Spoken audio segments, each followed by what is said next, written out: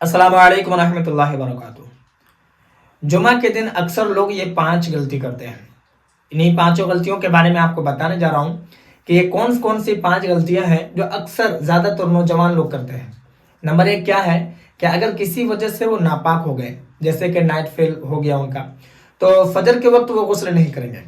वो इंतजार करेंगे कि जुमा के जब टाइम होगा उसी वक्त गुस्ल करना है, नहाना है, फिर जुमा की नमाज पढ़ने जाना। यानी कि फजर का नमाज जो है छोड़ देते हैं। वो तो छोड़ ही देते हैं, लेकिन मैं आपको बता दूं कि फजर की नमाज आप छोड़ रहे हैं, इसका गुनाह तो आपको हो गए। लेकिन नापाक होने के बाद अगर कोई शरई उज्र नहीं है, कोई मजबूरी नहीं है, तो फिर आपके ऊपर वाजिब होता है कि आप जितनी जल्द हो सके गुस्ल कर लें। ये मसला आपको समझ में आ गया?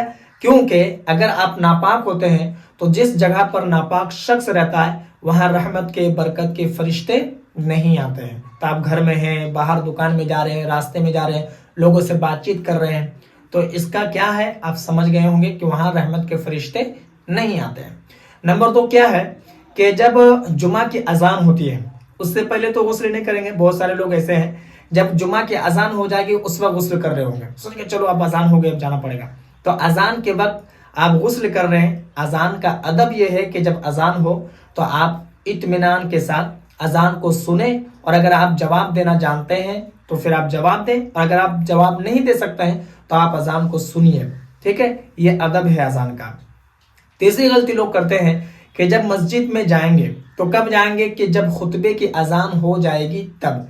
यानी कि मस्जिद के जो इमाम साहब है वो तकरीर करेंगे, वाजो नसीहत करेंगे, जब वो खत्म कर देंगे यानी कि अब खुतबे की अजान होगी। बहुत सारी जगह पर इसको दोहरा अजान भी कहते हैं। तो खुतबे की अजान जब होती है तो उसके बाद पहुंचेंगे और जा करके वहां पर क्या करते हैं कि वहां पर बैठने के बाद भी बातचीत करते हैं। तो चौथी गलती यही है कि खुतबे के वक्त बातचीत अगर कोई करता है, मौज मस्ती करता है, तो इसका गुनाह आपको होता है, क्योंकि खुतबे को सुनना ये वाजिब है। ठीक है। और पांचवी और आखिरी गलती लोग ये ज्यादा करते हैं कि सुन्नत नहीं पढ़ते हैं। पता नहीं क्यों उन लोगों को लगता है कि शायद 2 ही रकात जुमा की नमाज है। नहीं, हरगिज नहीं। आप जुमा की नमाज जो फर्ज 2 रकात है उससे पहले 4 रकात सुन्नत, जो सुन्नत मौक़ूदा है, पढ़ना जरूरी है, इसे आप पढ़ेंगे। बहुत सारे लोग दखुल मस्जिद भी 2 रकात पढ़ते हैं, तहियतुल वजू भी पढ़ते हैं। अगर आप नहीं पढ़ना चाहते हैं तो दो रकात जो है ना पढ़े, नफल है, लेकिन जो 4 रकात सुन्नत इसको आप पढ़ें। जुमा की फर्ज नमाज 2 रकात के बाद जो फिर पढ़ेंगे तो 4 रकात वो भी सुन्नत है, फिर 2 रकात पढ़ना है वो भी सुन्नत है।